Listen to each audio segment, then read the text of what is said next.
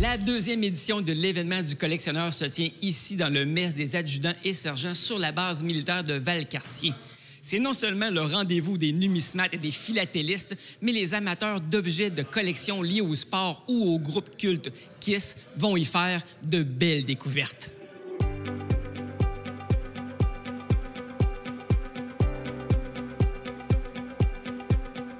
Bruno Richard, tu es l'organisateur de l'événement du collectionneur. Mais avant qu'on parle avec Bruno Richard, organisateur d'événements, je veux qu'on parle de Bruno Richard, le militaire. Peux-tu nous dresser un peu un portrait de ta carrière en quelques instants? Oui, originaire du Nouveau-Brunswick en 1999, j'ai signé dans les forces le 26 mars 1999. Donc, ça nous fait 25 ans de service. Mais les moments les plus intenses, ça a vraiment été mes missions en Bosnie en 2002 et l'Afghanistan en 2009. Puis j'y ai retourné un an plus tard, en 2010, pour finir en 2011. Et là, aujourd'hui, tu organises le grand événement dans lequel on est présentement. Est-ce que tu peux me parler un peu de l'objectif? Hein? Le but ultime du Salon des collectionneurs, c'est quoi? Outre le fait de parler financièrement pour donner à la Fondation, c'est comme j'ai expliqué aux gens, c'est ma deuxième famille qui s'en vient. Parce que moi, je suis un militaire qui s'approche de la retraite. 2 juillet, je vais être retraité. Je veux garder mon entourage militaire parce qu'on est vraiment une famille. Puis pour redonner à ces militaires-là, je trouvais ça important de fournir les ressources à Soldier On sans limite. Parce que c'est ça qui permet aux gens de se sortir justement des situations chaotiques qu'on peut vivre, des gens qui sont amputés, des gens qui veulent vraiment être dans l'entourage militaire, mais qui sont sortis de ce cercle-là. Donc, ça nous apporte beaucoup de bonheur intérieur de redonner aux gens.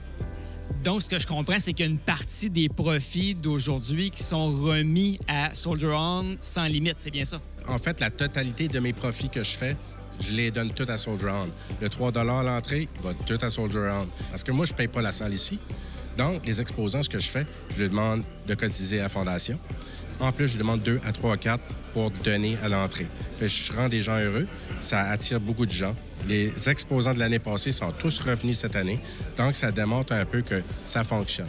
Et là, qui dit événement de collectionneur dit objet de collection, forcément. Peux-tu nous décrire rapidement ce que les gens vont pouvoir trouver ici? Du Jean Béliveau, du Gordie Howe, du Maurice Richard. On avait Alain Côté en séance signature gratuite. On a des exposants de cartes. On a des bâtons de hockey autographiés. Toutes les pièces qui sont ici sont toutes autographiées et certifiées.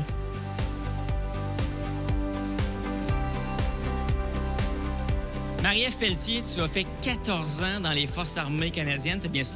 Oui, exactement. 14 ans comme police militaire. Et là, que fais-tu aujourd'hui à l'événement du collectionneur?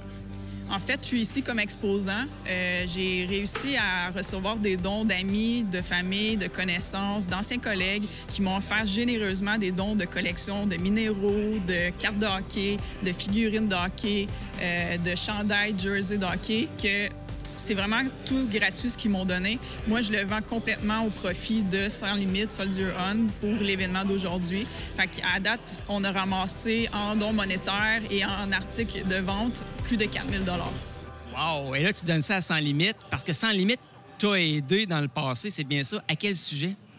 En fait, c'est simple. Soldier On, ils ont plusieurs activités qu'ils proposent aux vétérans et militaires blessés. Moi, j'ai eu l'opportunité de pouvoir faire des cours de guitare par Zoom durant le COVID. J'ai reçu une guitare gratuite. Grâce à eux, ça m'a sorti de l'isolement. J'ai pu apprendre une nouvelle passion. Quand je vais moins bien, je gratte ma guitare. Et c'est vraiment grâce à eux que j'ai cette passion que je peux partager aussi avec des amis, que j'ai encouragé à se procurer une guitare puis jouer avec eux autres. Denis Bisson, BDiste, comment ça a commencé cette aventure-là? J'ai toujours dessiné depuis ma tendre enfance, puis j'ai rentré dans l'armée à l'âge de 17 ans. Puis des années plus tard, suite à un dessin que j'avais fait dans le journal de la base de Valcartier, on m'a demandé de faire un dessin pour la semaine d'après. Puis moi qui ai toujours rêvé de faire des bandes dessinées, bien, j'ai dit, je vais faire une bande dessinée d'un soldat gaffeur, un genre de Gaston Lagaffe de l'armée. Ça n'a jamais arrêté après ça. La semaine d'après, je fournissais la première planche qu'on appelle dans le jargon de BDiste, la première bande dessinée. C'est des gaffes, une histoire par page. Puis ça n'a jamais arrêté pendant 15 ans de temps, c'est à la base de Valcartier. Et là, tu as réuni les planches que tu as faites à travers les époques. Et tu les as donc édités en recueil. Exact. Dans ce temps-là, dans les années 95-96, j'ai fait des petites brochures, mais c'est rien comme aujourd'hui qu'on a Amazon, tout ça. Fait que, tu sais, je vendais ça à coût de 25-50, ça à barre. Là, avec Amazon, je peux produire une qualité de bande dessinée. Fait que j'ai tout repris les bandes dessinées qui ont été faites pendant 15 ans, au nombre de 524 pages, autrement dit. Fait que là, j'ai des albums pour me rendre jusqu'au numéro 5. Les anciennes, mais avec toute cette raz-de-marée-là que j'ai eu de demandes puis d'amour, si on peut dire, des vétérans et membres actifs. Fait que je recommence à en faire des nouvelles. Alors, je suis avec Lisa du Café Félin Ma Langue au Chat. Qu'est-ce que c'est, ça, le Café Félin Ma Langue au Chat? C'est un restaurant pour permettre aux vétérans de se réintégrer dans la société, d'avoir un safe space pour leur première sortie, deuxième sortie. Mais c'est aussi la place pour tout le monde. Pour moi, ça me permet de continuer de servir différemment. Ça permet à des vétérans de venir faire du bénévole, autant dans le resto que j'en ai présentement que j'en ai ici. C'est un lieu de rassemblement pour les vétérans. Un lieu où on met en évidence les vétérans. Et là, il y a une particularité, c'est que les gens qui vont prendre un café chez vous, ils sont accompagnés par la jante féline, n'est-ce pas? Exactement. J'ai 14 beaux chats de race qui viennent à tour de rôle parce que c'est eux les maîtres du jeu.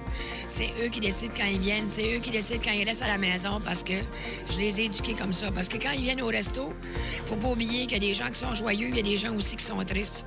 Puis c'est le fun d'avoir un environnement où on peut avoir les deux sphères. Bruno, je te vois avec une boîte entre les mains. C'est pas une caisse de 24, ça? Non, celle-là, c'est une boîte 1972 à Team Canada. Il y en a juste 150 qui a été faite. Dans le fond, je voulais faire honneur à la présence de Marie-Ève parce qu'elle m'a tellement bien aidé dans mon événement. Ça dépasse toutes mes attentes, ce qui s'est passé aujourd'hui. Fait que Marie-Ève va faire les jeux d'Invictus. Fait que, Marie-Ève, j'aimerais t'offrir ce gilet. J'aimerais que tu le sortes. Je peux le prendre? Oui, il est à toi. C'est un gilet de 1972. Ce que j'aimerais que tu fais pour la Fondation, c'est de le faire signer à l'arrière par tous les blessés, nous prendre des belles photos quand ces gens-là. Puis s'ils ont une histoire à raconter, de le dire en même temps que tu prends les vidéos et les photos pour qu'on puisse faire vivre ce gilet-là, puis le faire grandir comme que tu as grandi dans ton événement. D'accord? Puis ça va être notre prochain prix de présence pour le 29 mars de l'année prochaine. Marie-Ève, comment on se sent? Bien, je suis gâtée, c'est sûr. Je vais en profiter pour faire signer tout le monde. Des beaux petites vidéos, des petits témoignages. Les gens vont être vraiment... Je le sens que mon équipe va être fière de signer ça pour la cause. Merci tellement, Bruno, pour vrai. Merci pour tout ce que tu fais. Puis c'était un plaisir de pouvoir t'aider là-dedans. Hein? J'ai rien à ajouter.